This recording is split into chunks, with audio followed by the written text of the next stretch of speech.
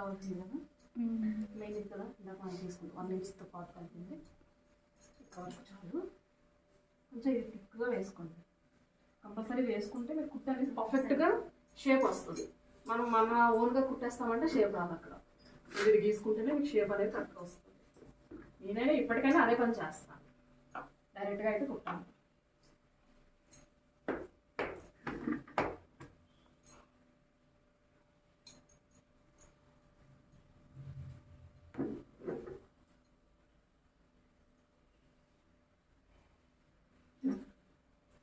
మనం కుట్టడం అనేది ఇక్కడతో ఆపేస్తాం. ఈ ప్లేస్కి ఇక్కడ ఆపేయాలన్నమాట. ఆ కుట్టేటప్పుడు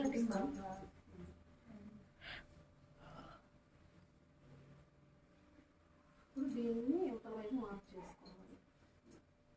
ఎందుకంటే ఒకవైపు అటు వస్తుంది, ఒకవైపు కుట్టు ఇటు వస్తుంది. మనం దీని మీదే కుట్టలేము కనుక ఎక్కడికి మార్క్ చేస్తాం అనేది మార్క్ చేసుకోండి. అయితే మార్కింగ్కి రోలర్స్ దొరుకుతాయి. ఆ రోలర్స్ పట్టుకొని ఇలా గీసేస్తే కిందకు కూడా పడిపోతాయి. రోలర్ అని వాటికి రంపాల్లా వస్తాయి అన్నమాట. ఇలా ఇలా గీస్తే కిందకు కూడా మార్క్ పడుతుంది. అంతే మనం తర్వాత గీసుకుంటాం. అది స్కేల్లో ఉంటుంది, స్కేల్లో ఉంటుంది.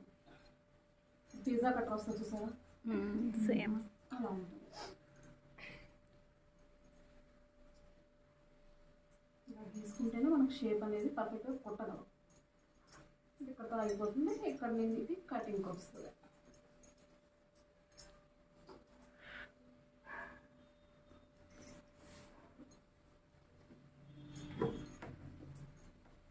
కరెక్ట్గా వచ్చిందో లేదో ఈజీగా స్టిచ్ చేసుకోవచ్చు. కనుక ఒక 1/2 ఇంచ్, 5 ఉంటే 5.5 ఏదైనా ఒక 1/2 ఇంచ్ కలుపుకోండి సరిపోతుంది.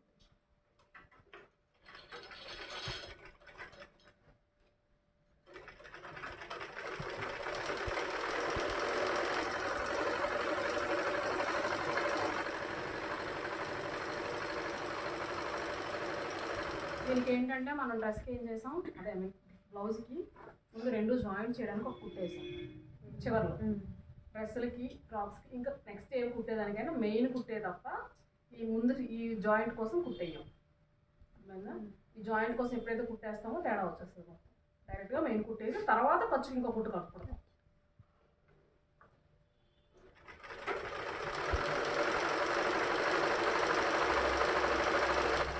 ఇప్పుడు కంపల్సరీ రఫ్ వర్క్ అనేది అందరికీ రావాలి. ఇక్కడ రఫ్ చేసుకోవాలి, కంపల్సరీ రఫ్ చేయాలి.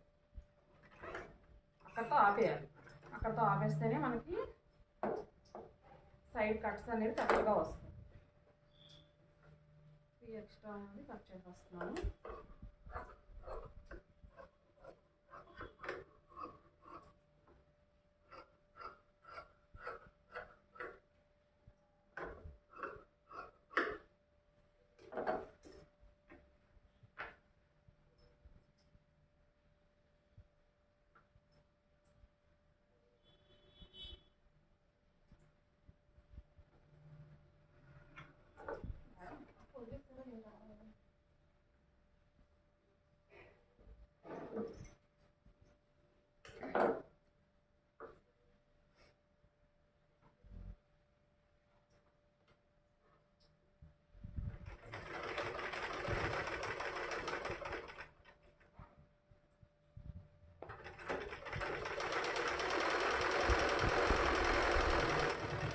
సిల్క్ క్లాత్ ఏమో మేము కుట్టలేమేమో డౌట్ పడాల్సిన పని లేదు, ఎందుకంటే మనం కంపల్సరీ కాటన్ లైనింగ్ వేస్తాం. సో జరుగుతుంది. సిల్క్ లైనింగే వేసుకుంటే ఇబ్బంది పడాలి.